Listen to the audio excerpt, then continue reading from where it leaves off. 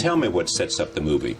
In No Country for Old Men, there's a kid. Well, I mean, he's a guy who lives in West Texas. He is West Texas. But he's hunting antelope. He's out in the middle of the desert, and he runs into a drug deal gone bad, finds a truckload of heroin, knows there's money close by, finds the money, and... Couple million. 2.4 million. Yeah. And then decides to make a better life for himself and his wife. What's in the satchel? It's full of money. And then runs into major obstacles, and finally to the level of some mythological proportions. And with that simple premise, a good movie has been born. Hey everyone, this is Chris Bolts, and I'm coming in with a video review of No Country for Old Men. Now this movie came out in 2007. I'm almost glad I didn't watch it back in 2007 because I cannot imagine seeing this movie in theaters without the ability to pause it. This film is that gripping, that intense, and that good. And let me go ahead and set up the premise. Now you guys saw the opening video and you heard the description given by the actor Tommy Lee Jones, some of the Coen brothers, Josh Brolin himself, who plays the titular character Llewellyn Moss. It's a very simple premise. What would you do if you stumbled across the aftermath of a drug deal gone bad and found a bag full of money? Most of us would walk away from that. We wouldn't even touch it. We would just leave it there and say, we know that there's something bad that's going to be associated with this money. But the film centers around the man who doesn't, and that's who I mentioned earlier, played by Josh Brolin, Llewellyn Moss, the titular character of this story, No Country for Old Men. Now,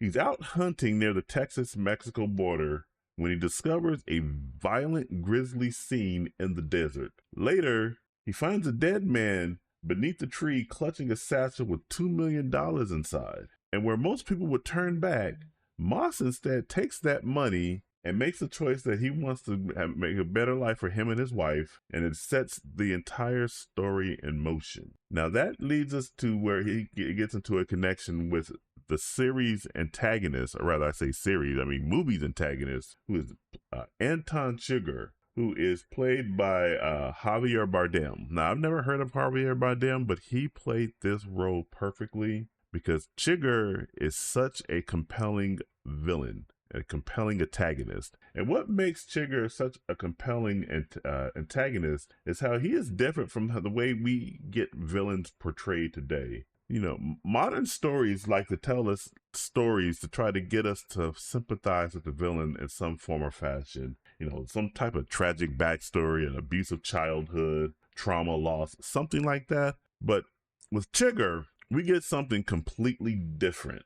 He is the complete opposite. He is not there to be understood. He is not to be sympathized with. And frankly, he probably wouldn't even care if you did sympathize with him. When we first meet him, he simply murders the sheriff because he can. And that one scene tells you exactly who he is and immediately sets you against him. But at the same time, you can't look away from this guy. This guy is that diabolical that you are interested in what he is going to do next. He's that chaotic. He's very unpredictable. In one scene, he'll spare someone by the flip of a coin. But in the next scene, he'll kill without hesitation. He is methodical, logical, calm, rational, and somehow he is still chaotic.